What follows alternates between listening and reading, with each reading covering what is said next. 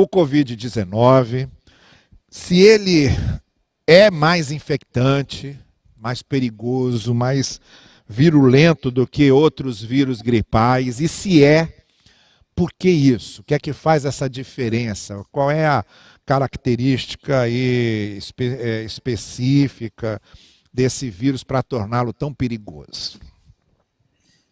Bom, Covid, esse nome foi dado algumas semanas depois, né, que esse vírus foi isolado, em inglês quer dizer Coronavirus Disease, né, a doença causada por um coronavírus, e o 19 é relacionado com o ano de 2019, quando ele foi detectado e isolado, né.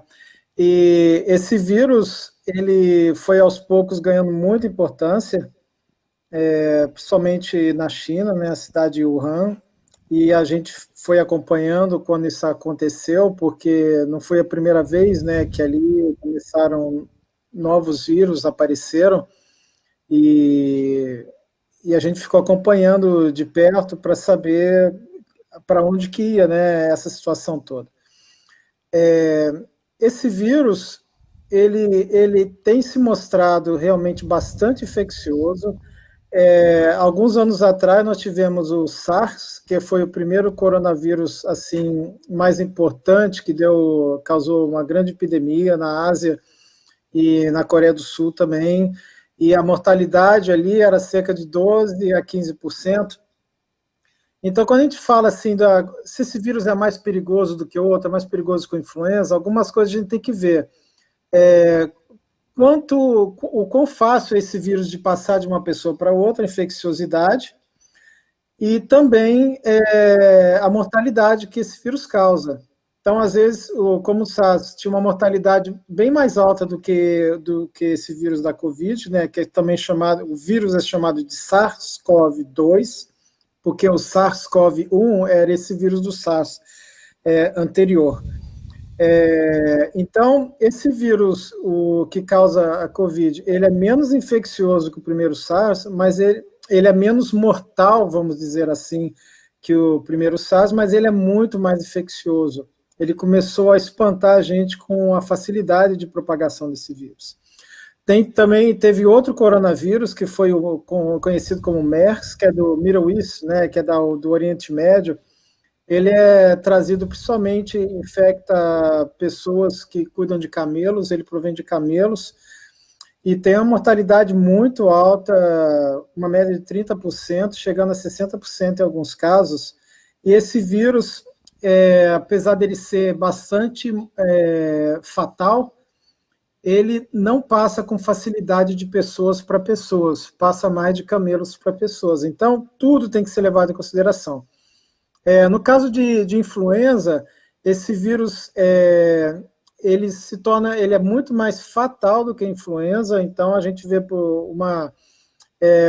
pelo pouco número de meses que esse vírus já matou uma grande quantidade de pessoas. Quando o Covid tinha um número de cerca de 60 mil óbitos em 3, 4 meses, era o que a influenza tinha causado em um ano, né? Então, alguns estudos mostram que esse vírus que causa Covid é de 10 a 40 vezes mais infeccioso ou fatal que o vírus influenza. Agora, a gente tem que tomar cuidado com várias coisas, né? Porque influenza, geralmente, são casos estimados. Covid são casos confirmados. Então, às vezes, a gente não tem tido tanta pesquisa como, por exemplo, no Covid, hoje a gente sabe, morreu de Covid ou não morreu de Covid. Influenza, como é algo muito corriqueiro, às vezes o pessoal teve influenza, tem um teste rápido, né, que vai dar a causa de morte, mas muitos dos casos que vão para o hospital não são diagnosticados como influenza. Agora, tem outros pontos também importantes. Por exemplo, no caso de influenza, a gente tem uma vacina, e essa vacina reduziu muito a mortalidade de influenza, né, que é onde a gente quer chegar no caso do Covid. Né? Então, o que faz esse vírus ser tão infeccioso São vários pontos, né?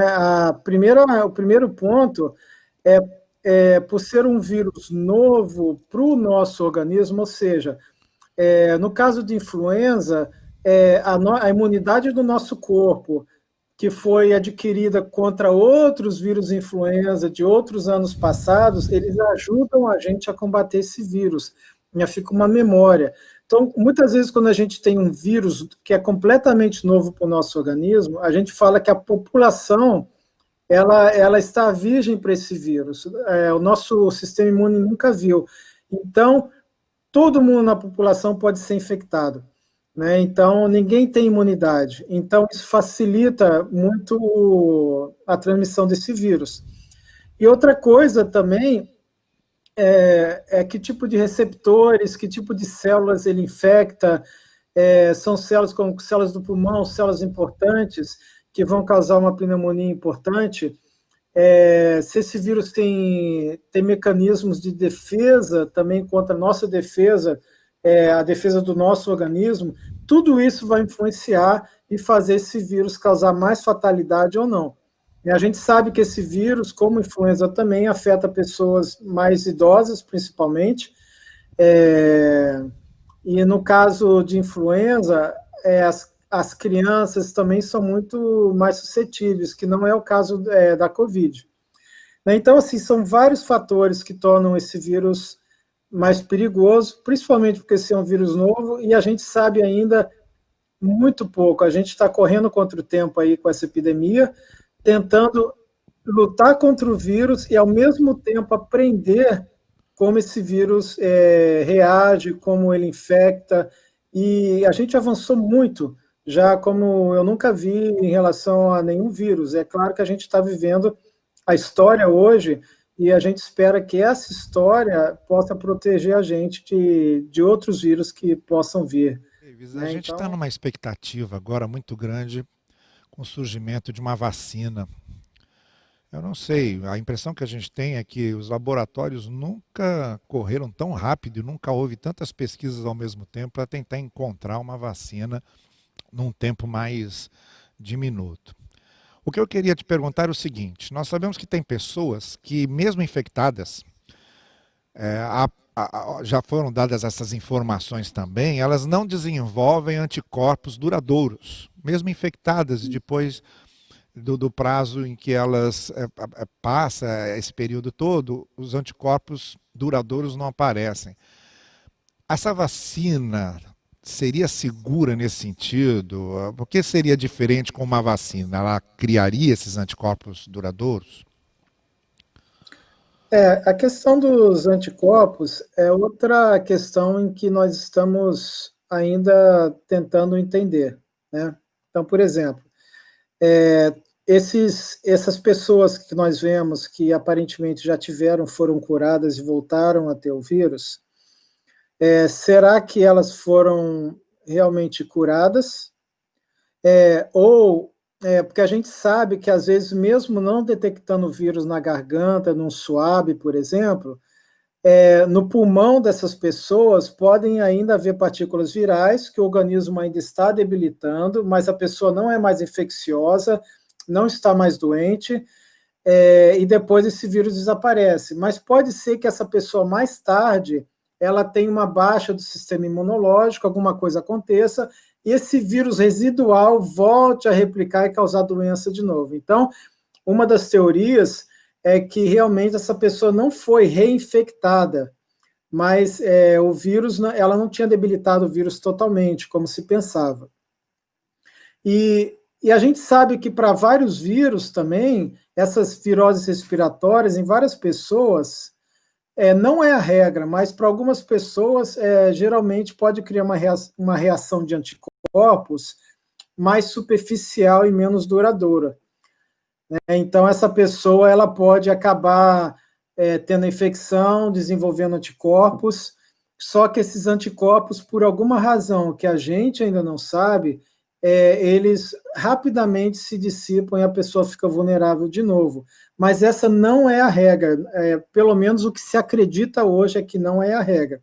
Tá? Então, a maioria das pessoas que estudam, cientistas que estudam isso, dizem que a pessoa, uma vez tendo esse vírus, fica imune, mas é algo que a gente ainda está tentando botar uma pedra em cima disso, né? Então, existem dúvidas, mas parece ser a regra, a imunidade, né? Agora, a vacina, ela tem que levar em conta tudo isso. Por isso que é muito difícil ter uma vacina rapidamente, uma vacina segura, né? Porque a vacina passa por várias etapas, né, de segurança e eficácia. Então, primeiro, a gente tem uma vacina que ela é testada, primeiro em animais, para testar segurança e eficiência, e não quer dizer que se funcionou com animais, que vai funcionar com pessoas. Né? E depois de ter testado a segurança, começa a ser testado as pessoas, o número pequeno, depois esse número vai aumentando de segurança. Né? Então, a gente sabe que quanto mais pessoas vão para o estudo, mais chance tem de alguma coisa, algum efeito colateral, alguma adversidade aparecer. Né? Então, nós temos a vacina funciona para pessoas, e será que funcionou? Será que essa vacina é duradoura também? Então, são várias etapas, né? Então, primeiro a gente tem que ter uma vacina que funciona, isso geralmente são anos de teste, depois ver se essa vacina é segura, se pode ser dada para um grande número de população. É diferente se eu dou para 100 pessoas, 500, ou se eu começo a dar para milhões de pessoas. Né? E depois eu tenho que ter capacidade de produzir essa vacina. Agora, como o senhor falou, é verdade, o tempo de produção de vacina tem diminuído bastante, né? Então, para algumas doenças do passado, a gente demorou 30, 40 anos para fazer uma vacina, e esse tempo vai diminuindo. Mas a gente tem que tomar muito cuidado para que essa diminuição de tempo não resulte em falta de segurança para as pessoas. Né? É o único medo que eu tenho com essa pressa. Então, por isso, na minha opinião, e de muitas outras pessoas, é que nós não teremos uma vacina eficaz e segura em pelo menos 1 ano e meio a 2 anos. Antes disso, eu ficaria muito desconfiado. A gente espera que a gente esteja errado, né? Mas vocês imaginam, testar um grande número da população, dizer que ela é segura e ela é eficaz, tem que fazer esses testes duram meses. A liberação, depois dos resultados, você tem que levar esses resultados para os órgãos que vão checar esses resultados. Isso também tem demorado muito. Eles estão tentando apressar, por exemplo, já tem grandes partes dessas empresas que estão fazendo vacina, já estão construindo as fábricas para que mesmo sem saber se a vacina vai funcionar, ela já tem a condição de produzir milhões de doses. Né? Então, existe um grande programa financiado para isso, para a construção de fábricas, sem saber se as vacinas vão funcionar. Isso é uma coisa boa que eu vejo.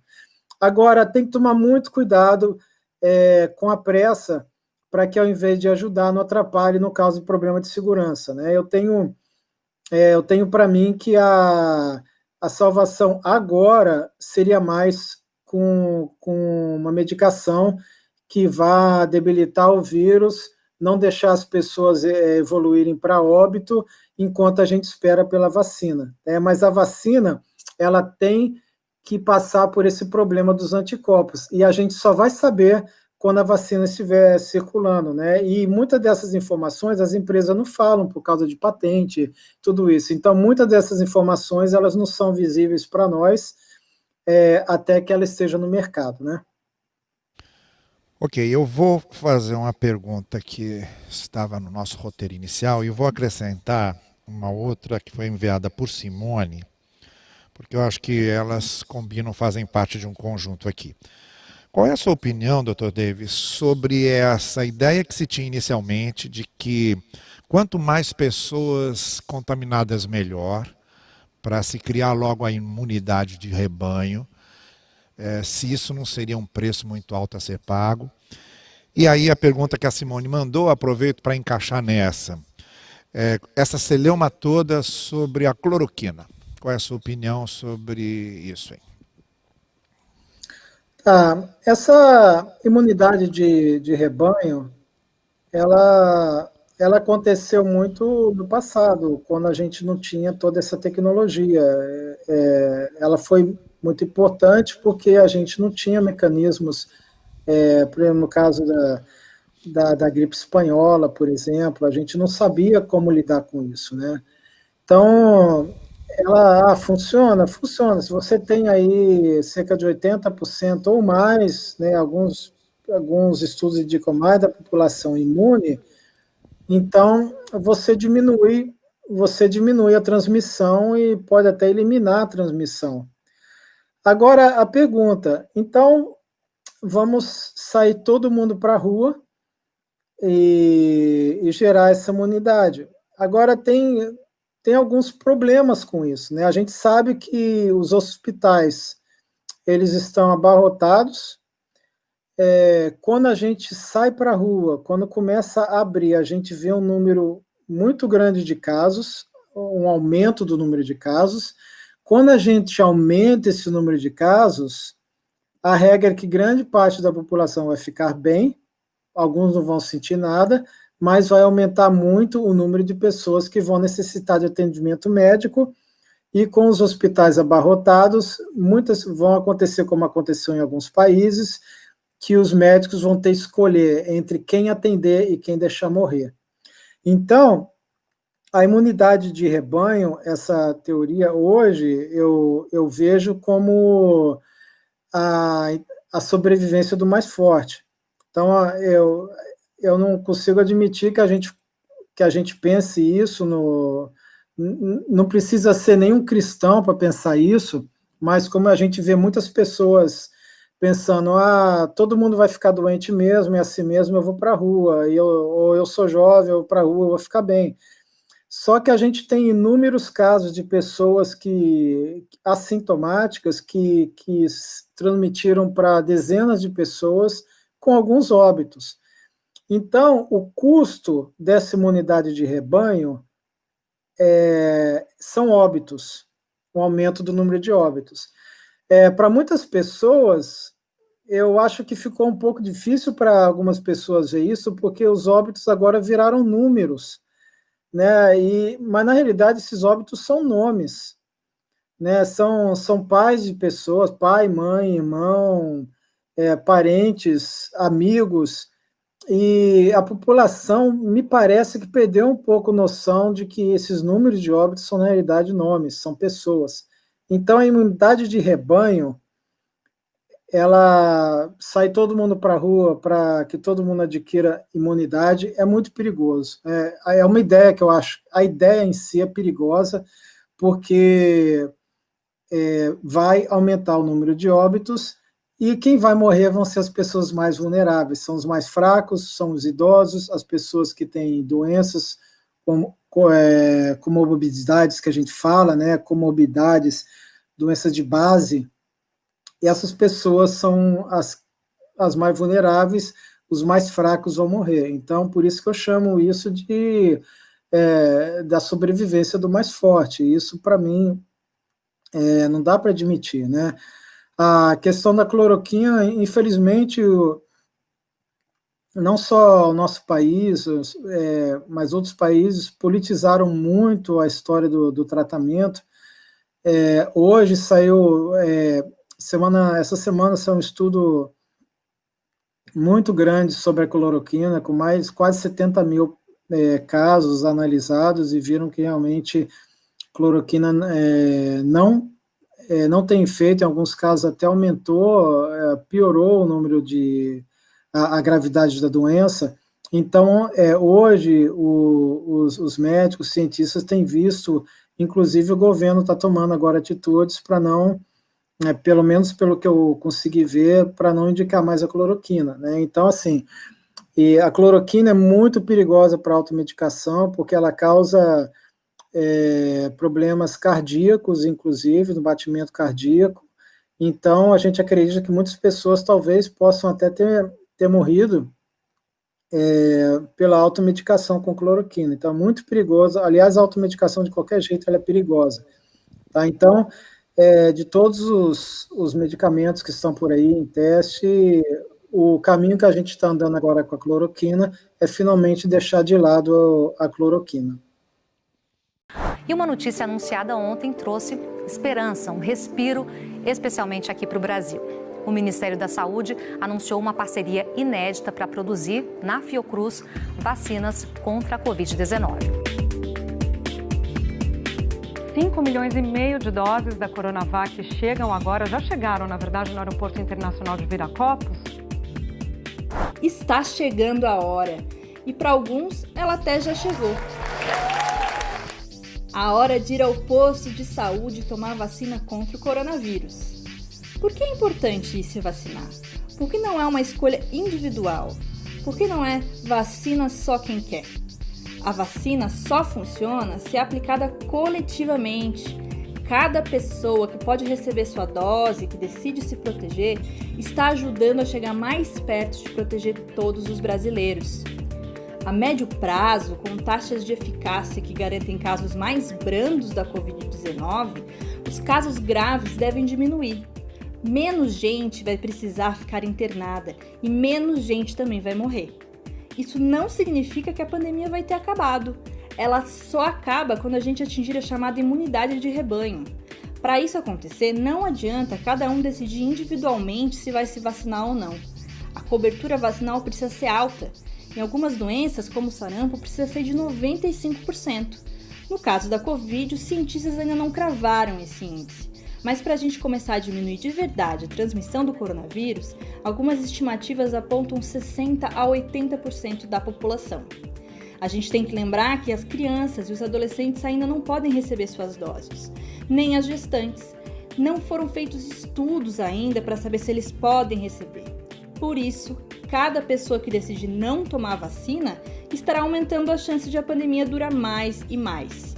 A vacina é segura, ela funciona.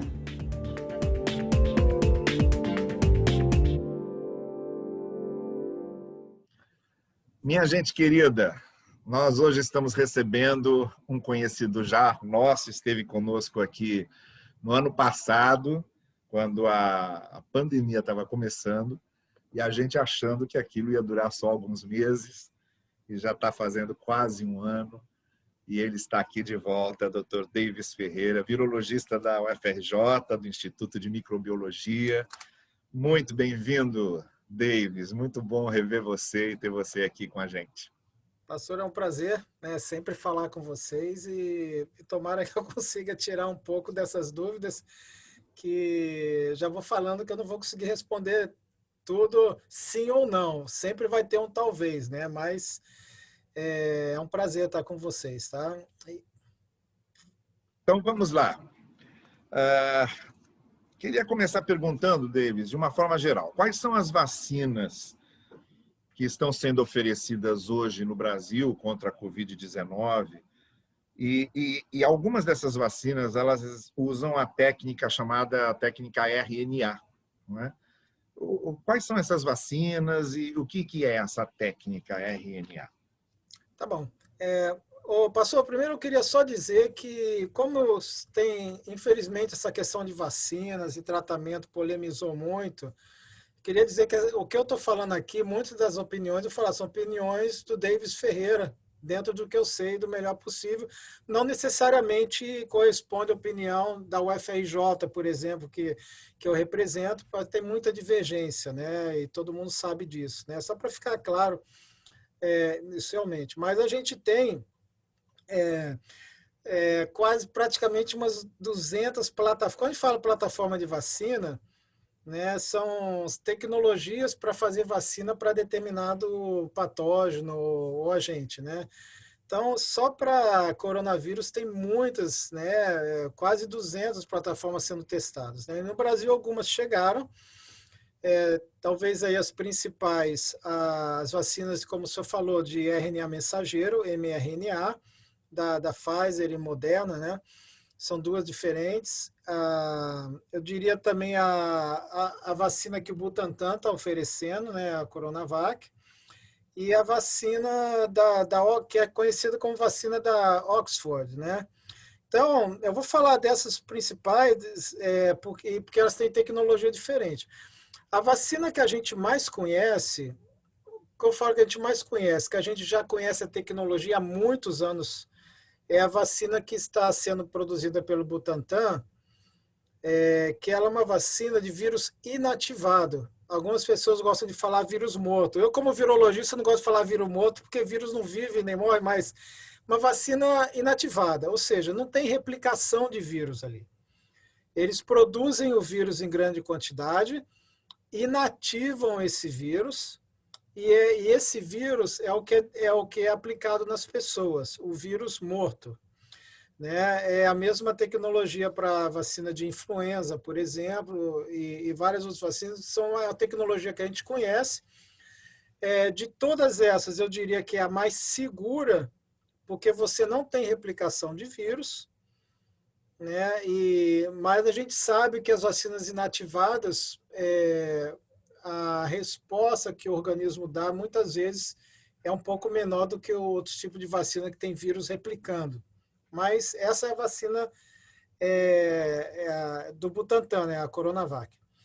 As vacinas de RNA mensageiro, principalmente mais conhecida da Pfizer, né, e da Moderna, o que eles fazem?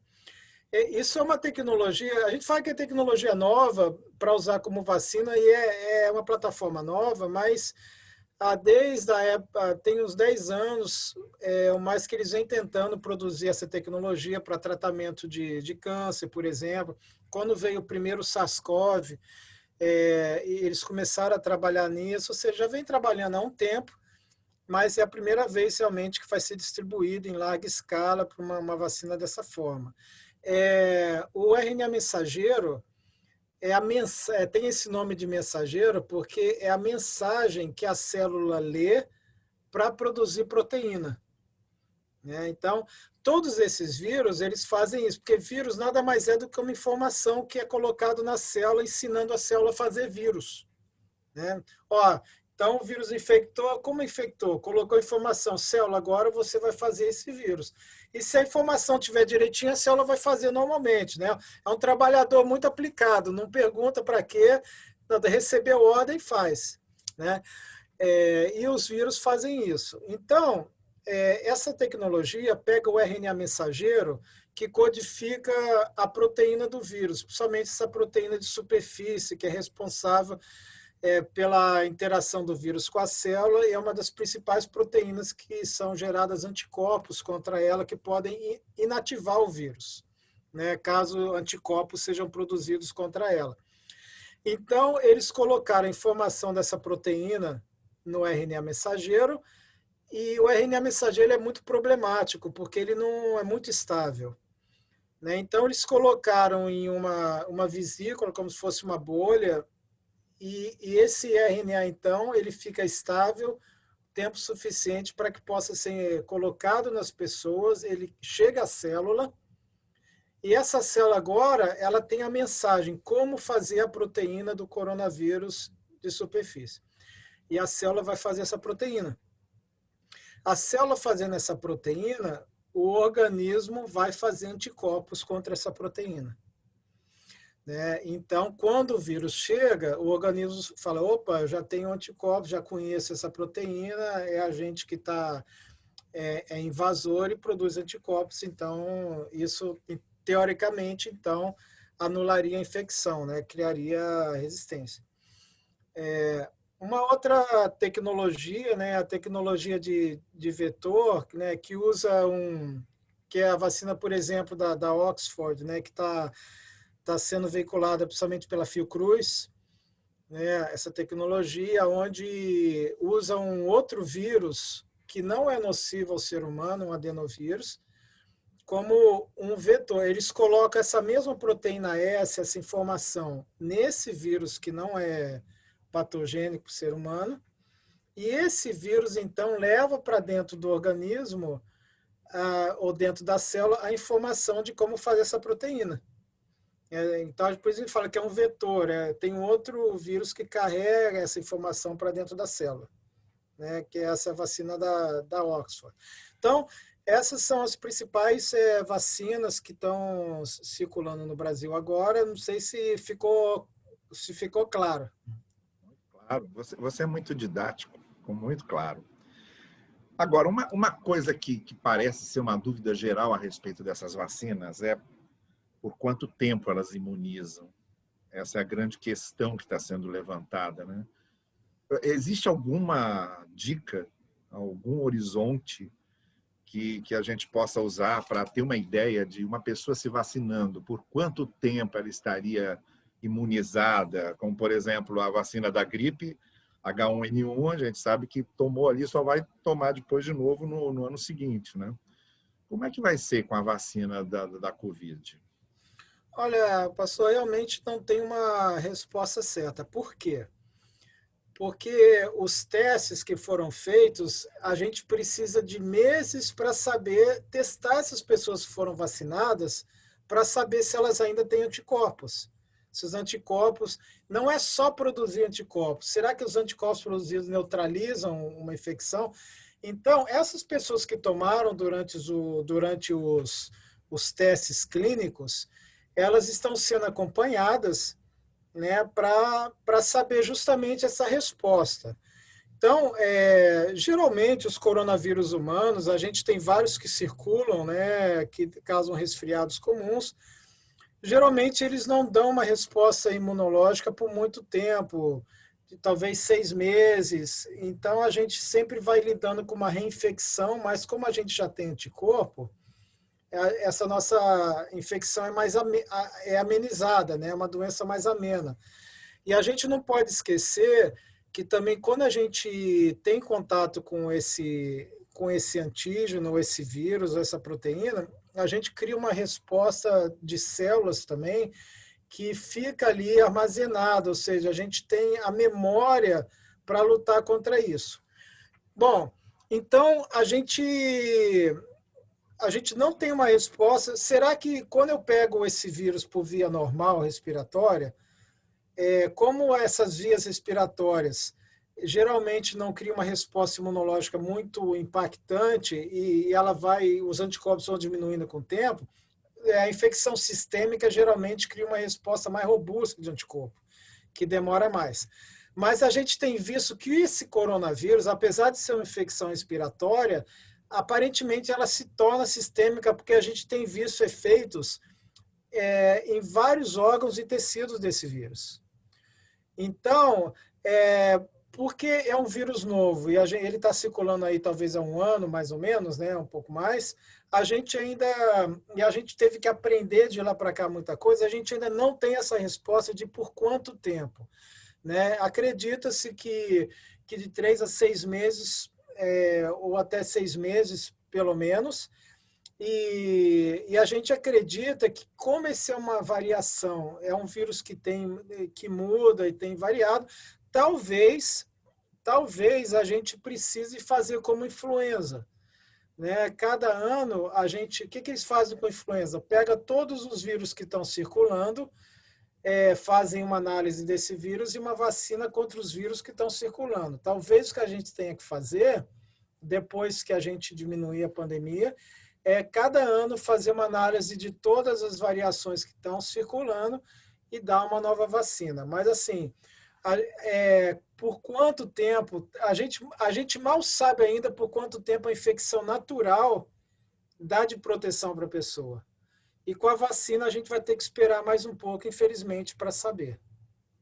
De certa forma, nós, aqueles que forem se vacinando, então, a gente sendo vacinado, estamos participando de uma espécie de quarta fase, em que agora vai se averiguar o tempo de imunização. Não é? E essa fase é uma fase importante, que inclusive alguns efeitos adversos podem acontecer quando a gente começa a vacinar. Há efeitos adversos que pode acontecer uma em cada 1 milhão de pessoas. Então, isso tudo está sendo monitorado também, e até mesmo as pessoas que já participaram da fase 3, por exemplo, elas estão sendo monitoradas para níveis de anticorpos para ver se está diminuindo, se está ficando. Então, isso está acontecendo agora, né? Nesse momento. E ainda dentro desse mesmo subtema, quando se fala na taxa de eficácia, então, de uma vacina, essa semana a gente ficou sabendo que a taxa de eficácia global da Coronavac é 50 e qualquer coisa, né, por cento. Parece que a Oxford chegou até 70 e qualquer coisa por cento. O que isso quer dizer, assim, em termos bem práticos, bem diretos? O que uma taxa de eficácia significa? Olha, a eficácia que a gente busca é aquela que é eficiente para, uma vez vacinado, você não contrai a doença. Você está protegido. Essa é a eficácia que a gente busca, né? Agora, além do ideal, a gente tem, por exemplo, como parece que tem acontecido com essa vacina Coronavac do Butantan, uma eficácia de que ela não te impede de ter alguns sintomas, mas ela impede você de evoluir para grave.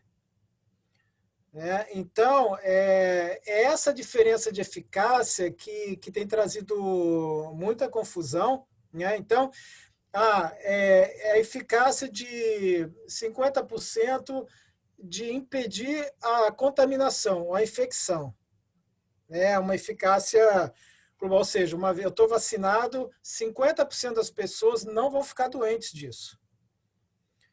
Agora, o que eles viram também com a Coronavac tem uma eficácia maior em impedir a pessoa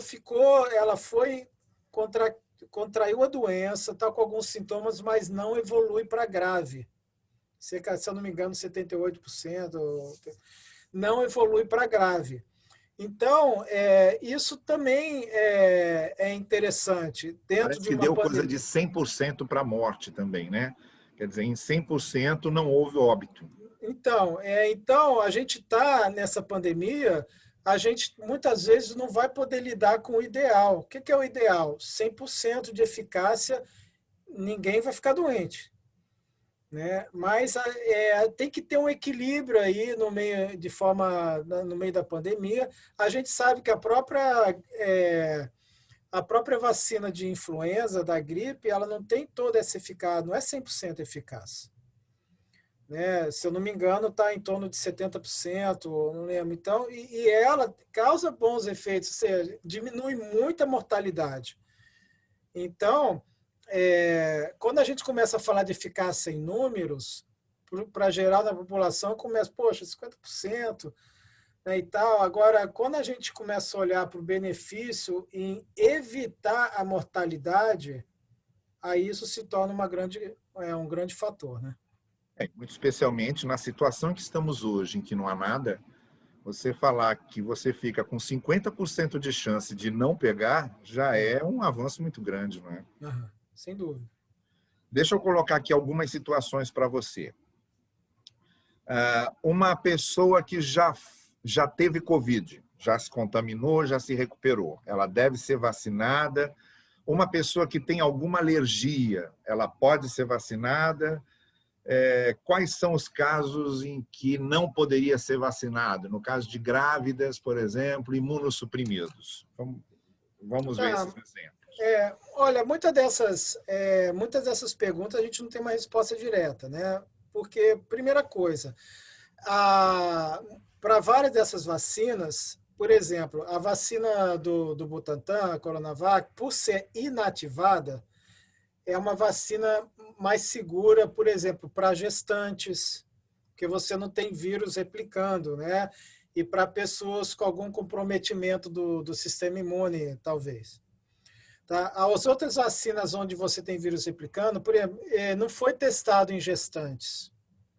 Então, eles falam, seria melhor gestantes não participarem agora, porque todos os testes não estão feitos ainda com todos os grupos. Como eles tiveram alguns problemas de reações alérgicas grandes, se eu não me engano foi com a da Pfizer, teve reações alérgicas importantes, e essas pessoas que tiveram essa reação alérgica, eles tinham histórico de alergia, de choque anafilático, tal. Então, eles recomendam pessoas com alergia, com muita alergia. Aí a gente fica, o que é muita alergia, né, pastor? Fica difícil, né? Então eles estão recomendando quem tem muita reação alérgica, e essa pessoa, geralmente, ela sabe que ela é uma dessas, né? Não convém tomar a vacina agora, né? E imunossuprimidos, eu acredito que a melhor opção para imunossuprimidos seria realmente a vacina inativada, né? Então, e pessoas com problemas neurológicos, talvez, pessoas com situações especiais, eu diria que as pessoas devem esperar ainda, né? Porque não foi testado com todos os grupos. Se não foi testado, se você está no grupo especial, gestante, por exemplo, se a vacina não foi testada em gestantes e não foi dada como segura para gestantes, não toma, né? E isso está se desenvolvendo agora, então por isso que a princípio, né? E também não vai ter vacina para todo mundo agora, né? Vão ser só para os grupos específicos que vão ser vacinados, né? E mesmo que quisesse, eu não acredito que todo mundo não vai ter vacina para todo mundo, né? Então, assim, se você é de um grupo específico, tem que procurar o seu médico e perguntar, caso a caso, eu tomo, se você tem algum fator diferencial, né? Por exemplo, há muitas vacinas, eles só testaram, estão testando 16 anos para cima, não testaram em criança. Então, não vão vacinar a criança, né? Então, eles só vão aplicar a vacina daquele grupo específico que participou do teste.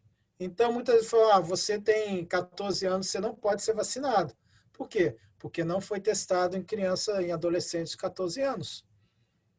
Agora, se você tem uma situação específica, alguma síndrome, alguma doença que você está em dúvida, né? Então pergunta ao seu médico, vai no médico e pergunta, eu posso tomar essa vacina? E é importante, pastor, falar qual vacina que estão oferecendo, porque é uma confusão muito grande, e a maioria delas, ou todas as vacinas, vem com 2 doses, né? Então, eu tenho medo, eu não sei, vai ter que ter uma organização muito grande, a pessoa vai tomar a primeira dose de uma e acabar tomando a segunda dose de outra vacina. Isso não poderia.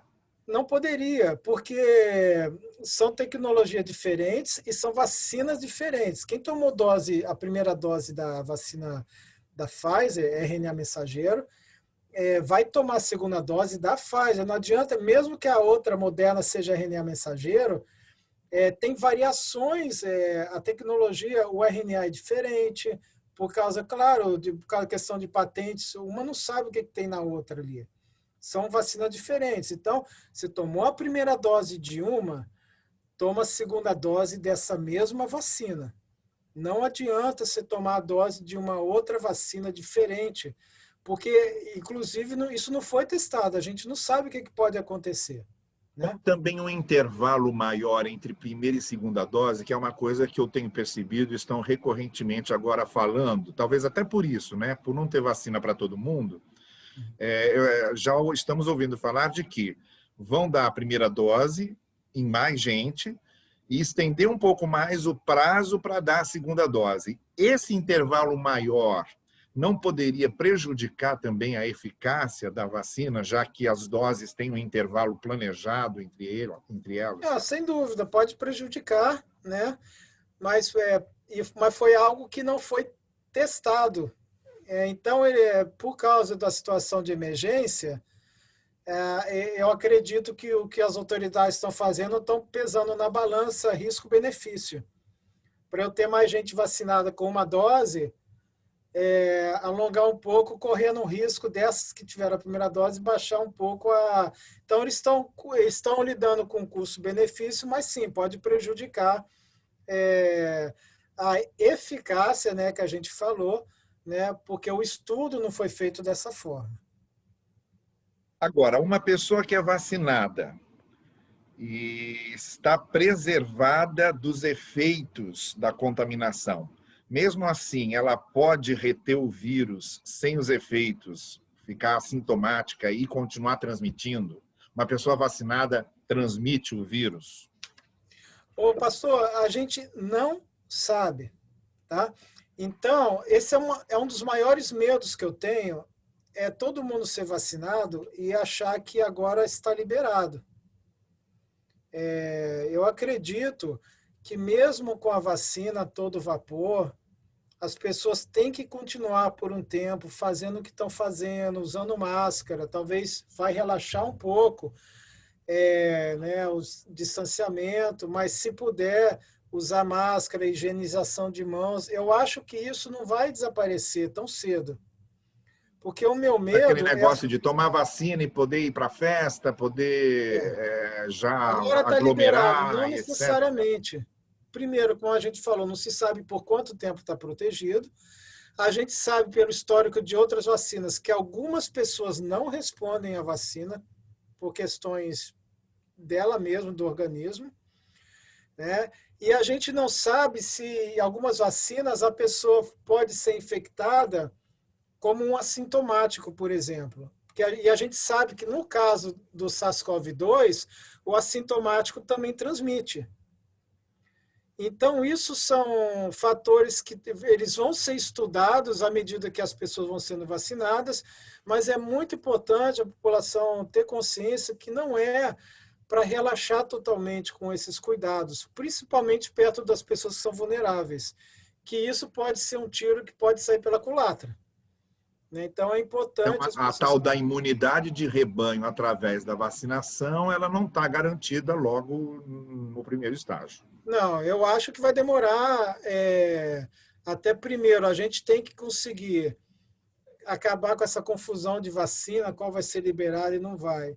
Ter uma porcentagem grande da população vacinada, acompanhar os dados de Covid nas pessoas, começar a testar, ver como é que estão a curva, como é que estão os hospitais, se ainda tem gente morrendo, se não tem, avaliar esses dados para começar a tomar decisões de relaxamento.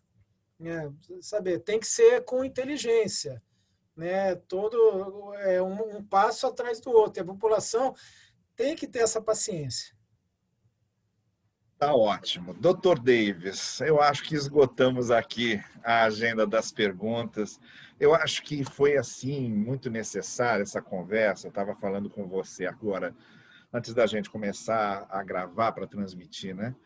Porque estamos vivendo aí um momento tão polarizado, com tantas fake news correndo por aí, tanta desinformação, que é sempre bom quando a gente pode esclarecer as coisas, né? E ainda que nós, como você bem disse aí no início, muitas respostas ainda não podem ser dadas de forma tão definidas, e ainda há muitas opiniões divergentes, mas mesmo assim, eu acho que é muito importante a gente prestar esse tipo de esclarecimento em face, infelizmente, do ambiente politizado, polarizado e de falsas informações que hoje pela internet, lamentavelmente, correm tão depressa e fazem tanto prejuízo, né?